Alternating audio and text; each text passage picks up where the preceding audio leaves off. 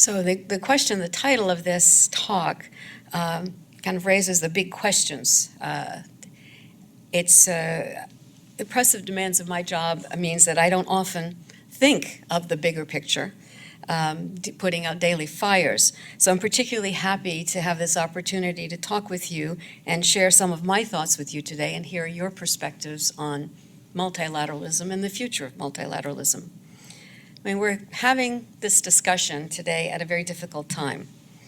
Far from having any new world order or a preserved old order, what we see is unease and uncertainty around the globe.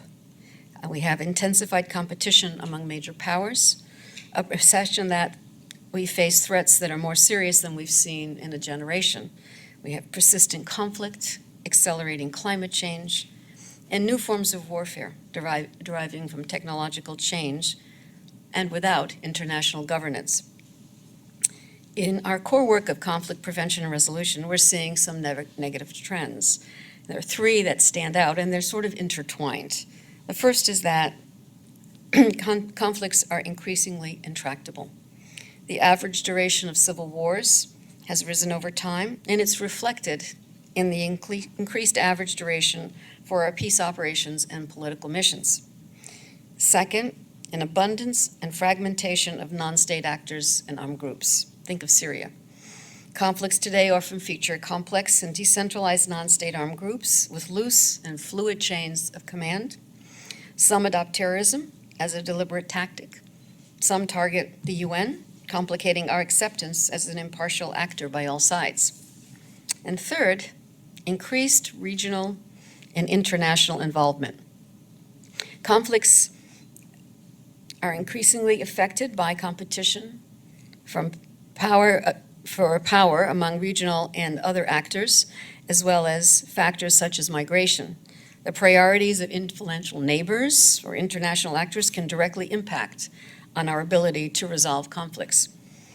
Together, these factors contribute to a sense that we've lost traction on major conflicts.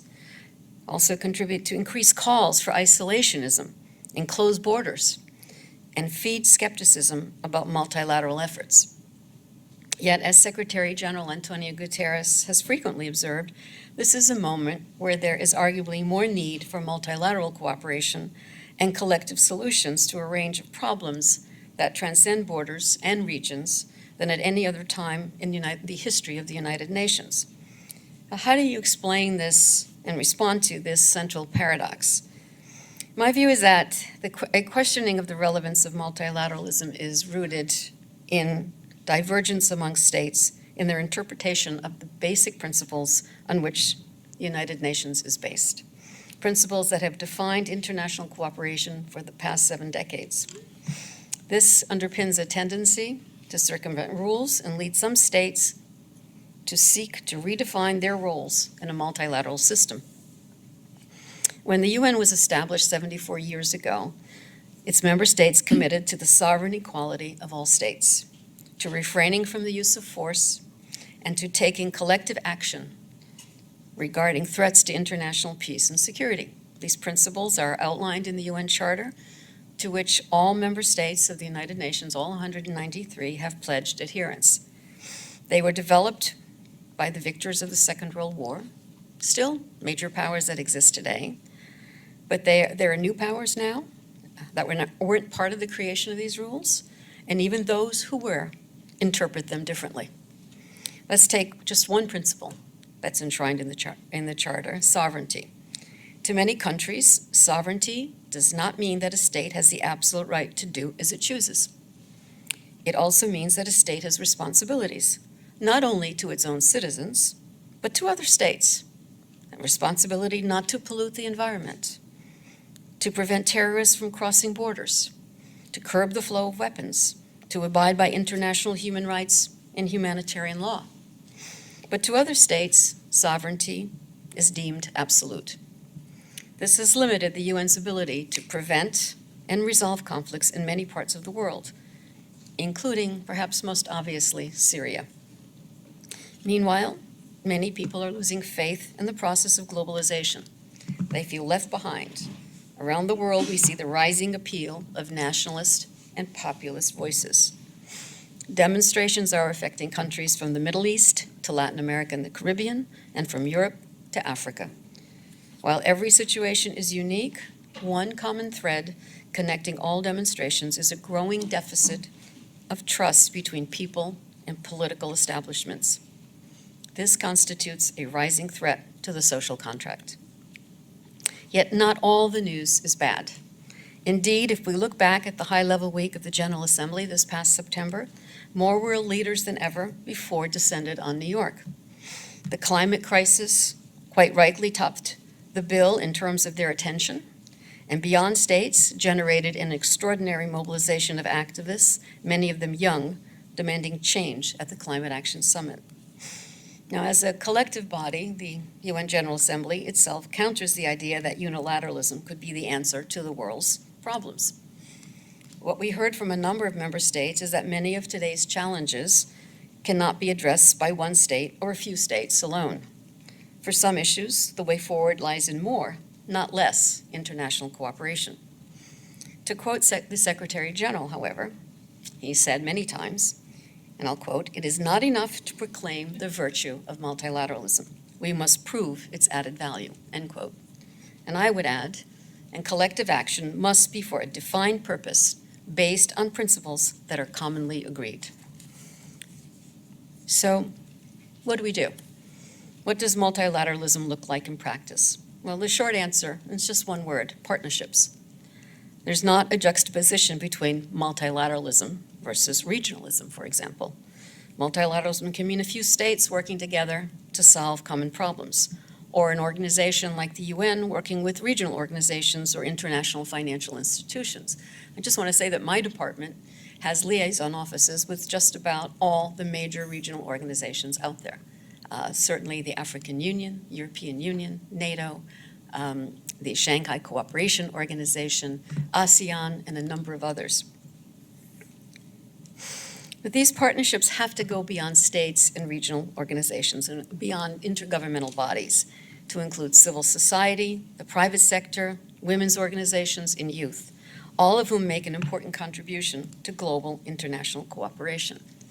Now, while we're still wrestling with existing threats and challenges to security, and to name just a few, migration, terrorism, proliferation of weapons of mass destruction, arms transfers, we still have new challenges to address: the impact of climate change on security, and the benefits and risks of new technology. I think that you would probably all agree that not one country can solve these challenges alone. So I'm going to end here. I'm really keen to hear your views, in particular on how you see cooperation that is needed to address today's security challenges, and your role in helping to realize it. Thank you. We do want countries to think they resolve the issue themselves. We don't want to go in and take credit for something, even if we feel that had we not been engaged, that perhaps conflict over a particular electoral result would have led to perhaps unrest in the country. Secondly, as I said, there is real concern about interference in domestic affairs of a country.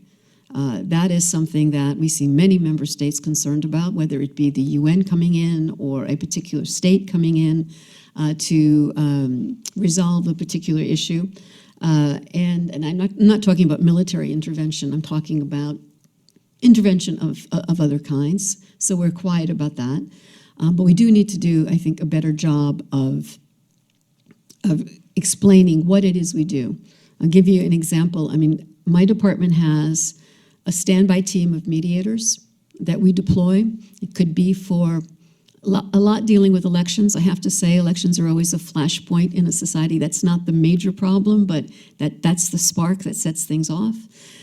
Constitution drafting, mediation for a number of issues. We're working on right now mediation and mitigation efforts on, dealing with climate change, conflicts between farmers and herders and various aspects. We don't go around publicizing it very much. Countries often don't like the fact that it's, you use them to explain, what it is you're doing. On the other hand, it is kind of important for people to know that the Secretariat is working and doing things and trying to resolve conflicts. As far as the talk, there's nothing wrong with talking. I have to say that if hammering it out in the General Assembly or some committee meeting means that by the end of the day you might have changed a few minds or it helped diffuse a situation, there's nothing wrong with that. And it would be better, obviously, if some of the talk resulted in finding a way to have adherence to certain Security Council resolutions, et cetera. But the fact that people are talking is a good thing. So. Thank you so much for coming today. So you guys have spoken a lot today about structural reform and the need for reform in the Security Council, and I'm curious how feasible you see some of these reforms being, especially given the veto powers of permanent members. I guess, could you comment a little on that? Yes, it's dedicated for Rosemary. We had discussion in September on that. We had an answer from United Arab Emirates. She's co-chair of the working group on the reforms of the Security Council. So, of course, people are debating. When I arrived in 2007, it was more or less a resolved problem. We had 4 candidates. But then, so the group of the groups had a rush, and we have today 5 or 6 new groups who are fighting for geographical equitable presentation, and now we have a bit chaos there. So, because in any of the regions we have the competitors, if it is one, why not the other, and so on and so forth. Of course, the reforms of the Security Council is not only about the enlargement of the permanent or non-permanent seats, it's about the capability of the candidates to contribute to the global development, financial, or it is about the technologies, or the human resources. And this is the question. This is the question because the situation is changing dramatically. Those who were on the top, now they are in the middle at least. And so it's not easy to find the solution. Not easy. But again, this is part of the New World Order, which is on March. We have just a few signs of this New World Order, but most probably in the end we have the new composition as we got now after the Second World War, as the product of the Second World War. So today we have 2 things. First of all, the membership, they are involved in the construction of the New World Order. Either they are gathering around the major centers, or they are trying to define themselves as a center of the new, one of the centers of the order. So we are in the dynamics, and still the features of the new world order, they are not clear.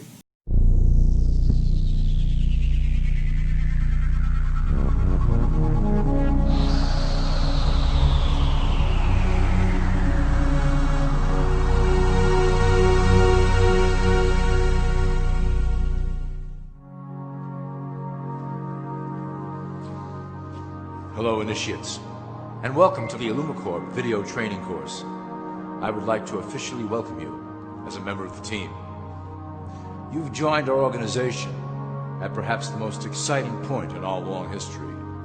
Our founders shared a passionate dream to transform this country and eventually the whole world into one cohesive organization. When IllumiCorp finishes gaining centralized control over the resources of the planet, and we will, we can then organize, distribute, and govern for the benefit of all. After competition and dissent are eliminated, we will build a utopia for the people of the world to share based on need and rejoice together in a harmonious new world.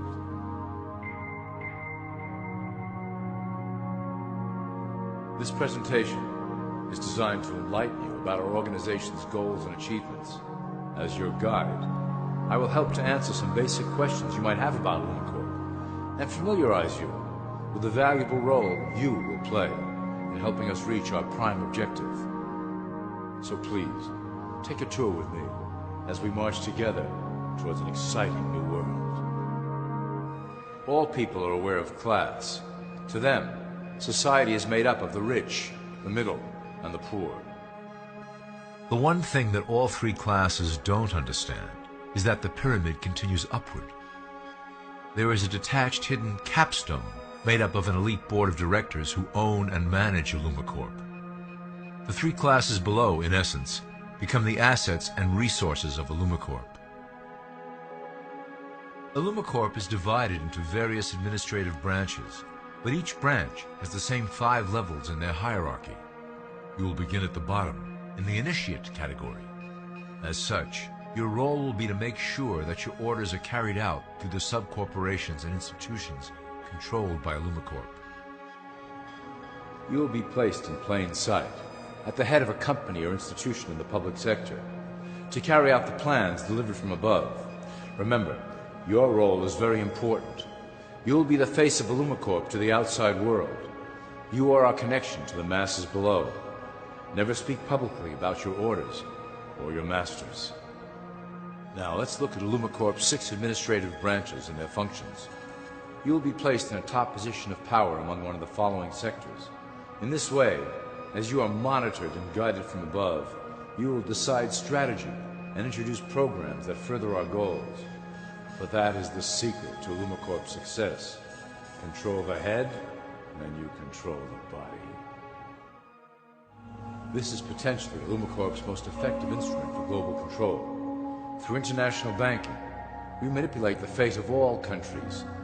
We have introduced many institutions, such as the IMF and WTO, that work in our favor to impoverish disobedient nations.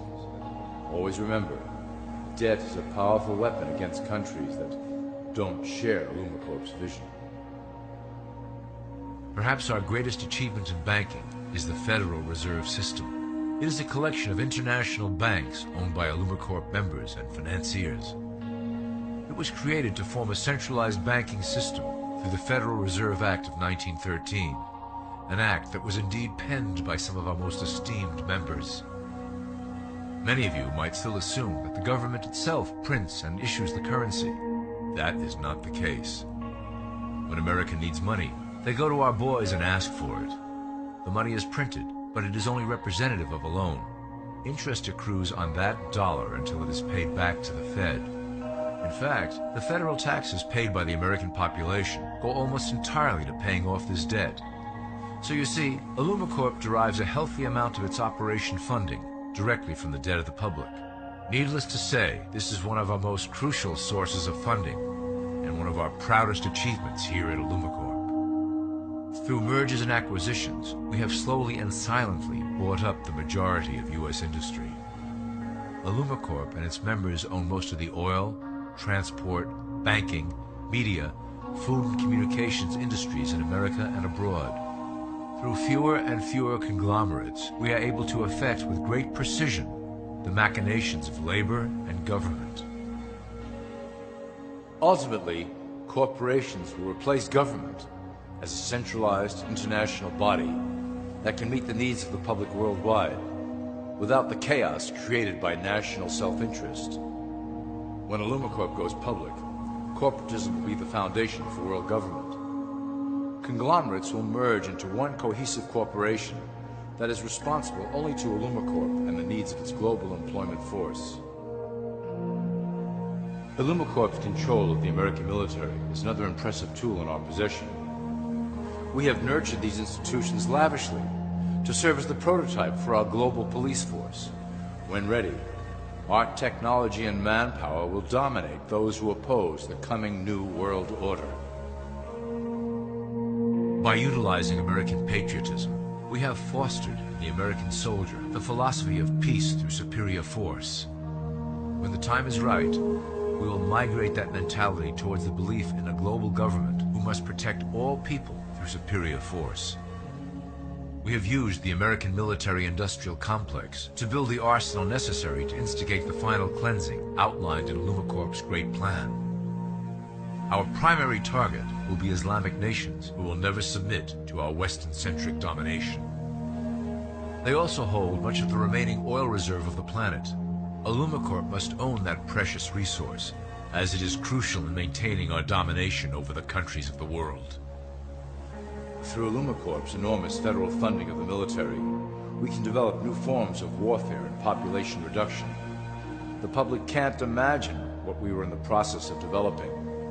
Soon, even the weather will be a weapon under our control. We will be able to create droughts, floods, hurricanes, and even tsunamis with no fingerprints attached. The political system of America has been under direct control of Illumicorp for some time. It was actually a relatively easy acquisition, and has been even easier to manage. Politicians know of our unspoken agreement, and will do anything to stay in power. A two-party system benefits Illumicorp in that it reduces all issues into a black and white debate. Through media, we can play side against side, using each where necessary to support our goals. Due to a diminishing faith in the system among the public, Illumicorp has designed a rogue candidate program to provide a voice for the dispossessed. This disperses the impetus for dissent among those who do not feel represented by our candidates and builds a database of potential dissidents. At the turn of the last century, Illumicorp took a serious interest in public education. Our Supreme Council realized that by creating a private organization to dictate curriculum on a federal level, children could be conditioned to obedience on a mass scale. In the interest of promoting Illumicorp principles in the classroom, hundreds of millions of dollars were invested to create the General Education Board in 1902. The result of doing this is evident today. The doctrines of public education have transformed recent generations into a weaker, more docile mass. Through meticulously planned curriculum, we have control over the process by which the average child learns. Thus, we can mold them into obedient workers who are conditioned to accept the implementation of the Great Plan. In addition, Illumicorp has set up many associations, including the American Historical Association, that determine and uphold the official view of history.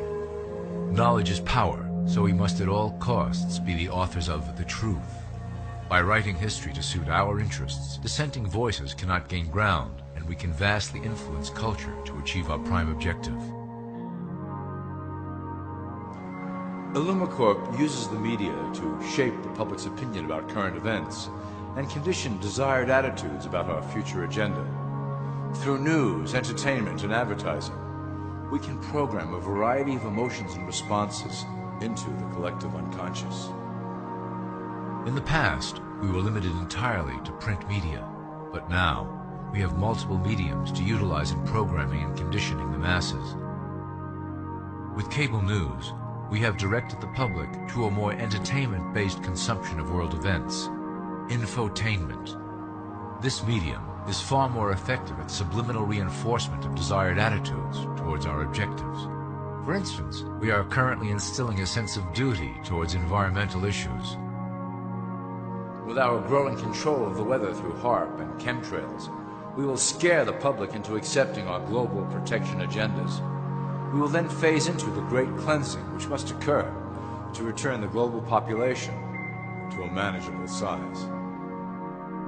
We reinforce the desired norm through advertising, creating a model for people to live up to that is virtually impossible. The result is an incomplete, desperate individual seeking acceptance. Through reality television game shows, we repeat the pattern of individual survival versus group survival. This breaks down the idea of community and breeds individuals who seek only their self-interest. With a public that is constantly suspicious and scheming, we maintain the status quo of a divided population that never thinks to look up. Religion has served its purpose incredibly well. It is the oldest and perhaps the broadest form of social control utilized by Illumicorp. With religion, there is a written code of conduct that must be followed. The authors of the Holy Scriptures knew quite well how to lace that code with commands to maintain their dominance over the population. This system has survived through millennia to hold the flock together and bring us to today.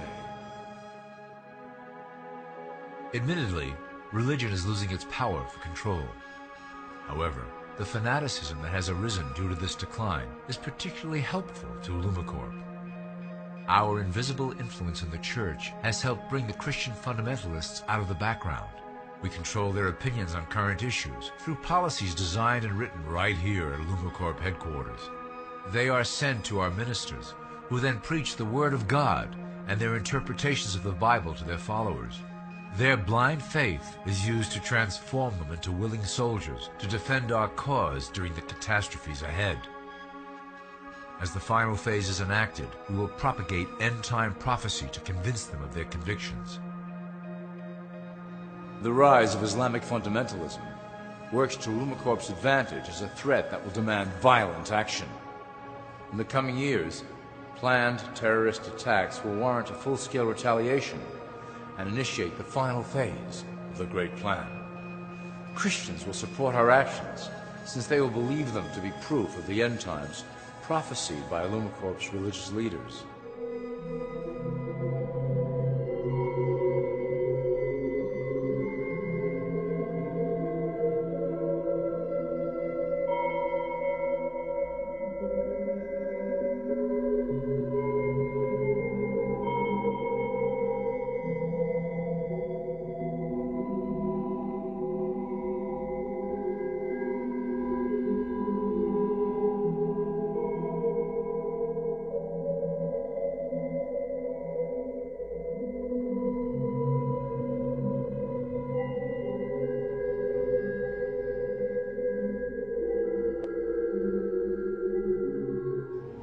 Now that you have a basic understanding of how we work over here at Illumicorp, I would like to introduce you to one of our latest projects, the Control Grid. Since ancient times, it has been the desire of the Illumins to wield control over the masses below, both to protect us from them and them from themselves. The tools through the ages have been effective, but always blunt and inaccurate. But now, with the release of new technology to the masses, we have the real ability to implement a control grid with finance, industry, government, and military under our strict control. We can safely ship the population into a new world, monitored and controlled by Illumicorp. Technology such as the Internet, GPS, and RFID chips are pillars of the invisible prison we are erecting around the people. Within the decade, we will have real ID cards that contain criminal records and pertinent information, all linked to federal databases. Cell phones will tell us where each individual is, linked to the same database. Through intelligence agencies and Homeland Security, we will monitor individuals who oppose the Great Plan and remove them from the grid. Quickly, the population will learn that they have a choice: support the system and benefit from its luxuries, or reject it and lose access to the grid. Well, that was quite an overview. I hope it gave you an understanding of our process and basic overall structure here at Illumicorp. The dawn of a new era is on the horizon, and it will shine gloriously over the new world that we have built together.